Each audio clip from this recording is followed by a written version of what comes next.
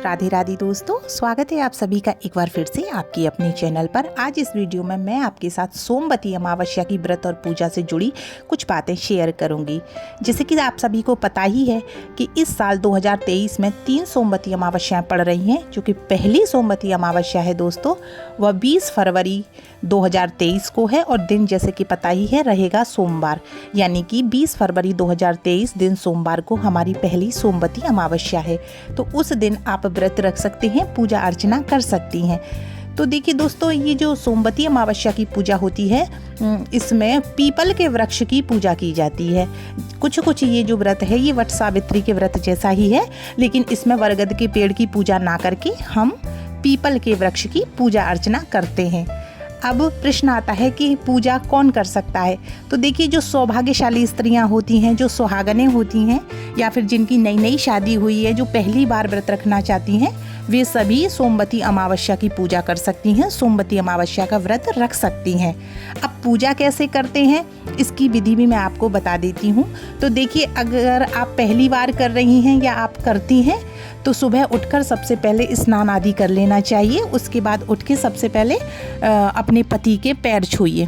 पैर छूने के बाद हमें सभी 16 श्रृंगार आज के दिन करने होते हैं व्रत का संकल्प लेकर के।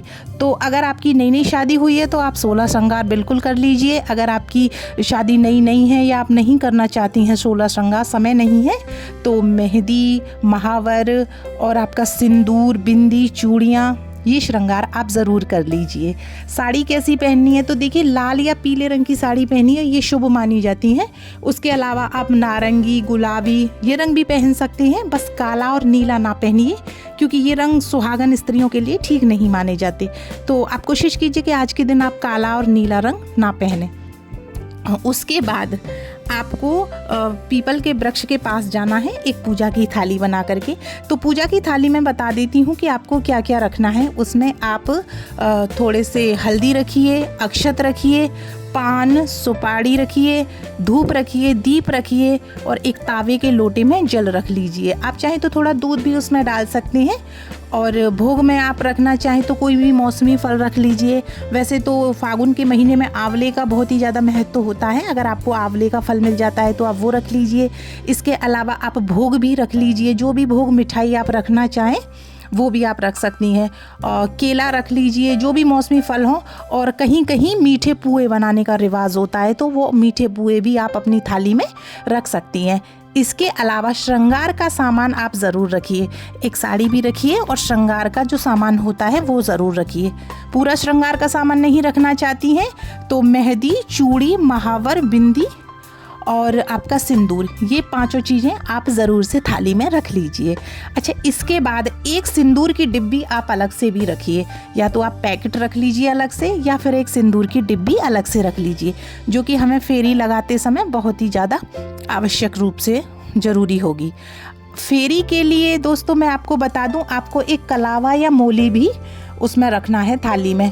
कलावा जो आप ले रही हैं वो थोड़ा बड़ा ही लीजिए, 2 या 3 पैकेट ले लीजिए, क्योंकि हम जब 108 बार फेरी लगाएंगे तो उसके ख़त्म होने का डर रहता है कलावे का। तो आप 2 या 3 ले लीजिए, उससे आपका काम हो जाएगा। अगर वो नहीं लेना चाहती हैं तो आप कच्चा सूत ले लीजिए, वो बहुत ही अच्छा माना जाता है, लेकिन आजकल कच्चा सूत थोड़ा सा मिलना मुश्किल होता है, तो आप 2 या 3 कलावे के पैकेट ले लीजिए। अब बात आती है कि हम फेरी के लिए क्या क्या लें। तो देखिए दोस्तों, जो पहली बार फेरी होती है, दूसरी फेरी होती है और तीसरी फेरी, यानी कि तीसरी बार जो व्रत होता है उसके कुछ नियम होते हैं हर क्षेत्र के हिसाब से अलग अलग।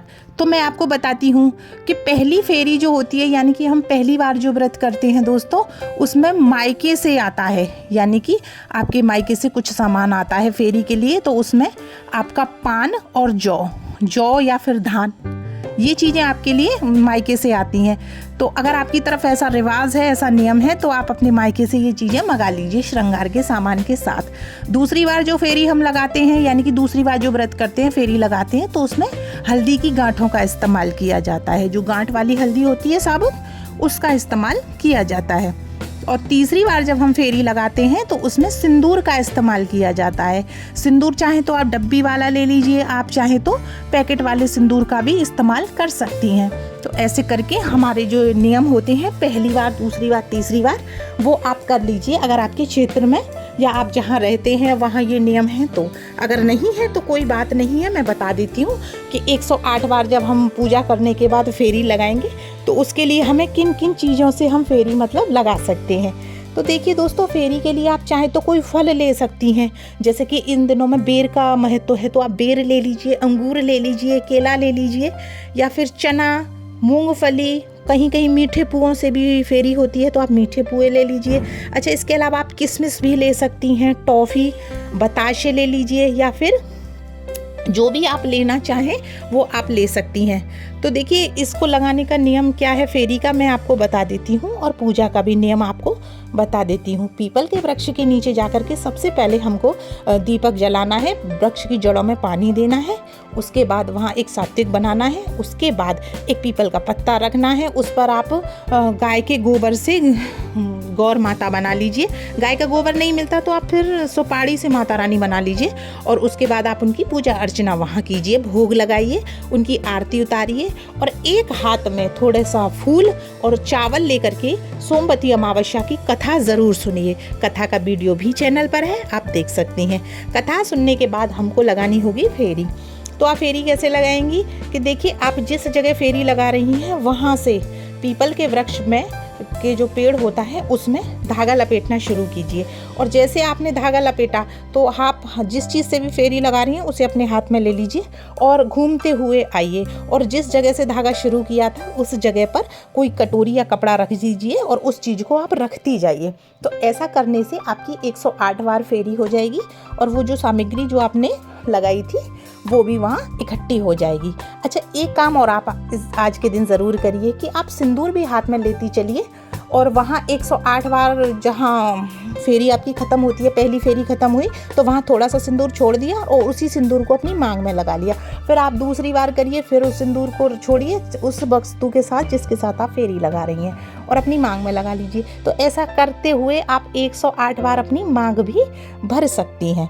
चढ़ावे की जो वस्तु है जिससे आपने फेरी लगाई है तो वो किसी ब्राह्मण को दे दें। अगर ब्राह्मण नहीं मिलते हैं तो जो खाने योग्य अगर वस्तुएं हैं तो वह आप अपने बच्चों को दे दीजिए, लड़कियों को दे दीजिए, घर की कन्याओं को दे दीजिए। और अगर आपने सिंदूर से या सुहाग की बिंदी से या फिर किसी और चीज़ से फेरी लगाई है, मान लीजिए चूड़ियों से फेरी लगाई है, तो वो आप अपनी श्रेष्ठी जनों को दे दीजिए। ब्राह्मण नहीं मिलते हैं। श्रेष्ठी जन वो होती हैं दोस्तों जिनके पैर छूकर हम आशीर्वाद लेते हैं, यानी कि हमारी सास, जेठानी, कोई पंडितायन, पुरोहितन, और उसके अलावा ननद, भांजी, जिनके भी आप पैर छूती हों तो उनको श्रेष्ठी जन माना जाता है। तो आप अपनी उन श्रेष्ठी जनों को वो श्रृंगार का सामान दे दीजिए। अच्छा, वहाँ से आने के बाद अगर रास्ते में कोई मंदिर पड़ता है तो आप मंदिर में भी पूजा अर्चना कीजिए। और आज के दिन ये माना जाता है कि जो धोबन की कथा होती है वो तो आपको सुननी ही है पीपल के वृक्ष के नीचे बैठ करके। ये जो व्रत होता है दोस्तों, ये 2 तरीके से किया जाता है सोमवती अमावस्या का। एक तो होता है कि फेरी लगाने के बाद हम मीठा खा लेते हैं, यानी कि मीठा खाते हैं, मिठाई खाते हैं या कोई मीठा भोजन करके व्रत को खोल लेते हैं। और एक होता है कि कुछ लोग व्रत रखते हैं लेकिन खाना नहीं खाते हैं, सिर्फ फलाहार करते हैं। तो इस व्रत को निर्जला नहीं करते हैं। हमारी तरफ हर क्षेत्र के हिसाब से अलग अलग होता है, मैं आपको बता रही हूँ। हमारी तरफ इसको फलाहार नहीं करते हैं, मीठा खा लेते हैं। तो आपकी तरफ जैसे भी किया जाता है उस नियम के अनुसार आप इस व्रत को कीजिए। अच्छा, आज के दिन कुछ नियम भी होते हैं, जैसे रुई के बिछावन पर आज के दिन नहीं सोते हैं, तो आप रुई के बिछावन पर सोमवती अमावस्या के दिन ना सोइए। बालों को ना धोइए, तो आज के दिन बाल भी नहीं धोए जाते हैं, तो आप बालों को भी ना धोइए। 2 नियम आप ज़रूर कीजिए। अच्छा, एक नियम आप और कीजिए आज के दिन। तो सोमवती अमावस्या को जैसे आप पूजा करके आती हैं तो घर में पति हैं तो आप अपने पति से अपनी मांग भरवा सकती हैं। अच्छा, कभी कभी पति ऑफिस जाते हैं तो सुबह सुबह पूजा के लिए जब आप श्रृंगार कर रही हैं तो भी अपनी मांग अपने पति से भरवाइए। व्रत में जब हम पीपल के वृक्ष के नीचे श्रृंगार चढ़ाते हैं तो उसमें कोई रूमाल वगैरह चढ़ा दीजिए और वो अपने पति को दीजिए। तो इससे क्या है, हमारा सुहाग और सौभाग्य दोनों ही बढ़ता है और दाम्पत्य जीवन में भी बहुत ही ज़्यादा प्रेम आता है। फेरी लगाते समय आप ओम नमो भगवते वासुदेवाय मंत्र का भी जाप कीजिए। तो इस साल सोमवती अमावस्या के दिन आप व्रत जरूर कीजिए, पूजा जरूर कीजिए और अपने सौभाग्य और सुहाग में वृद्धि जरूर कीजिए। वीडियो अच्छा लगा हो तो वीडियो को लाइक कीजिएगा और ऐसी ही जानकारियाँ और पाने के लिए मेरे चैनल को सब्सक्राइब भी कीजिएगा। मिलेंगे नेक्स्ट वीडियो में, तब तक के लिए आप सभी को राधे राधे।